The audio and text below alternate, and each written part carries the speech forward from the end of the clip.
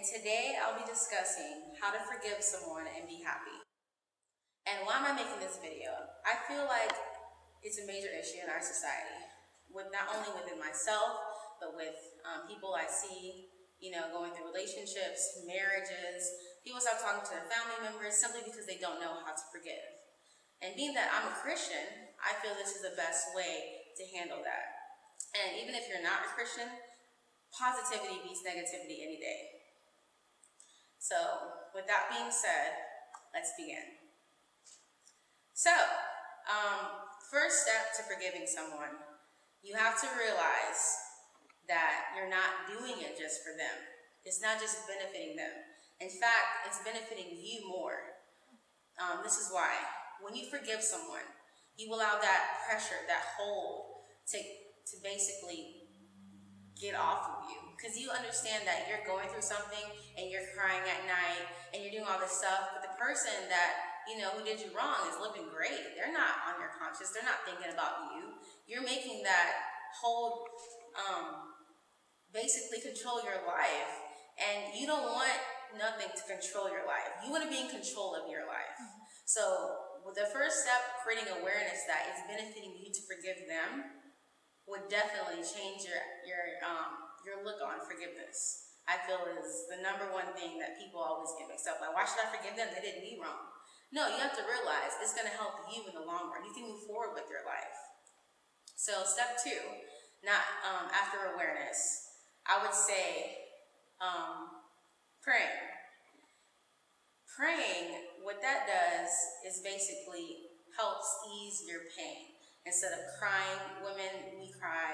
Men, you don't have to cry. If you do, that's fine. But when you pray for that person who's done you wrong, God will handle that, and you allow God to handle the problem without you trying to put in your emotions. Because we all know when we get in our emotions, we do things we don't like to do, and we regret it. So instead of you going out and lashing out at someone, you pause and you pray about it. And then while you're praying about it, it will help you get some faith and allow you to allow God to take care of it. You hear the quote, let go and let God. That's where that comes from. So prayer really helps. I do it all the time. Like people who say things like, oh, did you hear about so-and-so? And that's none of my business. I think that's important. It's an important way to look at it because it's not your business. Just pray for them. What they say about you, that has nothing to do with you. You know what I mean? So you just pray for them and you'll see a difference. And three, after you are aware that, hey, this is actually going to benefit me. I can move forward in my life. I can't be in this pain anymore. And then you pray for them. I feel you're starting to get on that path of happiness.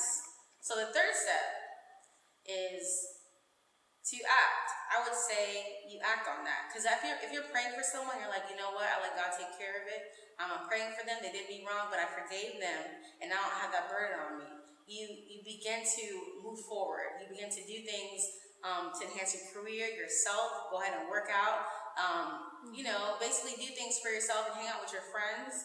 And that in itself will help you, like majorly, instead of just like, man, okay, I forgave them, I prayed about it, I'm still thinking about it. No, you go ahead and you move forward with your life. And that will help you heal. And that will help you honestly forgive them. And you won't have that thing where you forgive but you don't forget. You see them again, that you forgave them, quote unquote, you go ahead and lash out on them. You don't want that. You don't want to act on your feelings or your emotions, because your emotions, especially anger, will get you out of control. So, I would like to bring out some verses, some Bible verses that I feel are very essential to forgiveness, especially when you're praying. It goes hand in hand with reading God's word and reading those scriptures on forgiveness, because you can hate your enemy. You can love those who love you, but it takes a strong person to love someone who hates them and to love someone who did them wrong, and actually forgive them and not bring it up, And we don't realize that forgiveness is so powerful that if you can just forgive that girl or that guy or your mom or your sister or your brother and forgive them for what they've done to you, you can move on and you can move forward with that relationship. You don't have to cut them off and be sad and lonely and feel like you're short in life and you're missing out on some friends and some family, some comfort. You can move on with that relationship. You have to realize that the people that are closest to you will do you wrong because they know you the most. The people who are closest to you will do you wrong because they know you the most. So with that, you have to forgive them. I'm going to leave it with this. Peter asked Jesus, how many times will my brother sin against me? 7 times?